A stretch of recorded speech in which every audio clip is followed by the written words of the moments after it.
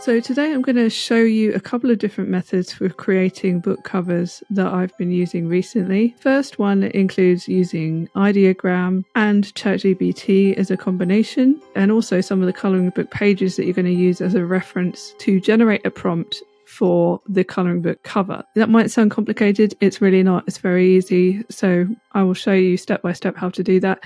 And the second way includes using Midjourney and their new Retexturing tool, which you can use to transform your colouring pages that you already have into potential covers. And then I tend to edit the covers in Canva using their AI tools. So I always use ChatGPT for my prompts, and in this case I just asked it for give me 10 prompts for colouring pages, including mushrooms, toadstools, each starting with kawaii colouring page of. Then a bit later I asked it to give me just simplified prompts that were a bit shorter. And the reason for this is that with Ideogram, they have a thing called Magic Prompt, which takes your simple prompt and then it will elevate it by creating a more in-depth descriptive prompt for you. So you just now need to go to Ideogram and copy and paste these prompts. So obviously once you're on Ideogram, the first step is to take those prompts from ChatGPT and you simply copy and paste them into this top section here. It's much like you would in Midjourney. And once you've copied your prompt in here, there are some different options that you have. Obviously I'm going for this 1:1 ratio, so I'm going for the square shape, but there are lots of different options that you've got here that you can use.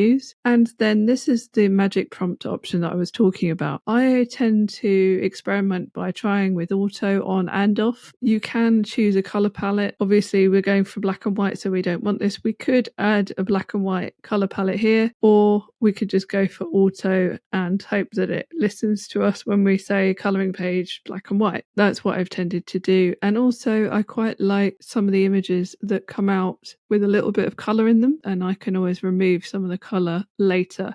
One tool that you can use to edit your images for free is Photopea, and I've used that in a previous video, so I'll link to that video somewhere above. Okay, so as you can see, some of these do have color in them. So this is an example of my initial prompt here, which was really simple. And then this is the magic prompt that it actually used here. So as you can see, it's a bit more in depth, and you can see the same here. This prompt was actually a bit longer, and this magic one is just a bit more in depth still. So once you've got some of the images that you like, what you can do is initially upscale here, which I think takes them to around 2000 by 2000 pixels. And then you'd want to upscale them in another tool. You've got free options like Big JPEG. I use enhance.io, which is a paid version. So once you've generated some of your images, what I like to do, and this is one of my favorite ways to create coloring book covers, is to actually upload some of your images to ChatGPT. You can still do this with the free version. I think you've got to copy and paste the images in with the free version. With the paid version, you can upload your files directly here. So I uploaded a few of these images, and then I said, based on the style of these images, could you create an image prompt for a cover that would be suitable? I need the style of the cover to match the images. And I find that just giving ChatGPT image reference to go by really seems to help to create the right kind of prompt that's going to match your book. So this was the initial prompt that it gave me.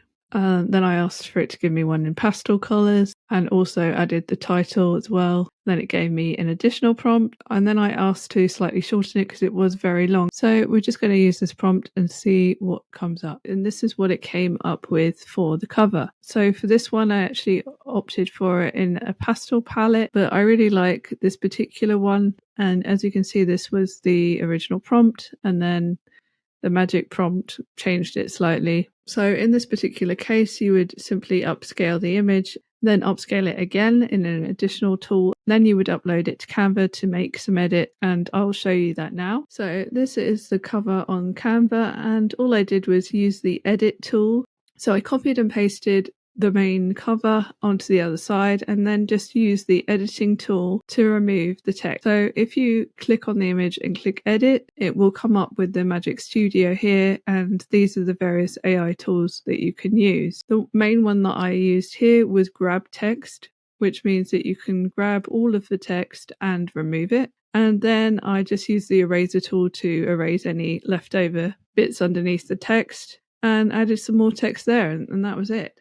So now I'm on Midjourney Alpha, and you can see that it does look a lot like Ideogram. Midjourney has updated their platform recently, not only obviously with Midjourney Alpha, but also by adding a couple of additional features. The main one being this edit function here. And for the purposes of this video, I'm going to be using the retexturing tool primarily. So what you want to do is, once you've generated some of your coloring pages, you can come and upload an image at a time here, and then we're going to color it in. This is good not only for if you want to create a cover that completely matches the interior style of your book, but also it works really well with A+ content. So you can have the original image as a black and white coloring page and then have it colored in as well, so you can kind of see the before and after, and that can be a good thing to add to A+ content. So this is one of the images that we generated. And what we want to do first of all is be in the edit function and suggest a prompt. So this just describes what the image is that you've uploaded. And then what we're going to do is edit it. So we need to delete this section and put colored in.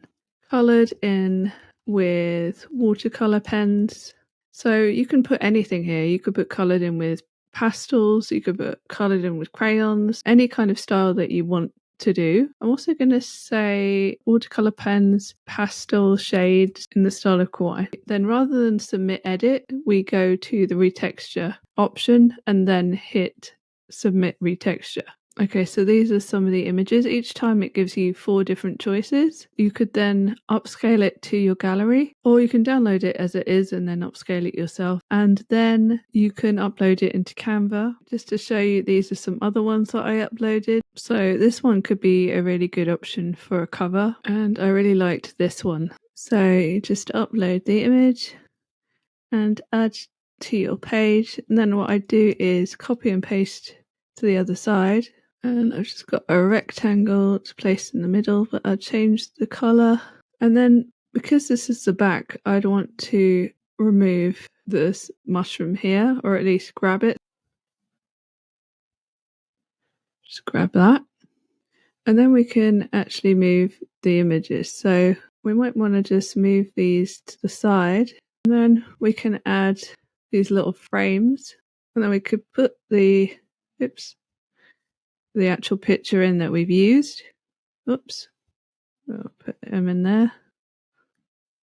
And then if we go to the edit function again, go to shadows, can add a shadow there. So in this case, we might want to bring this down a bit as well, just so that we can add the title easily. And then we can either move them down, or we could make them smaller. And then just add some text, and obviously could do the little bit of work here and there, but there's a basic idea. And of course you can use these images to help to create A+ content. So this was just an A+ content idea that I had using some other coloring pages that I generated and put through the retexturing tool on Midjourney. So there are lots of ways you can use that tool, and I found it really helpful so far. But that will be all for today. Please let me know in the comments if you have any questions, and I'll try my best to answer them. I hope you found this video useful, and I will speak to you again very soon.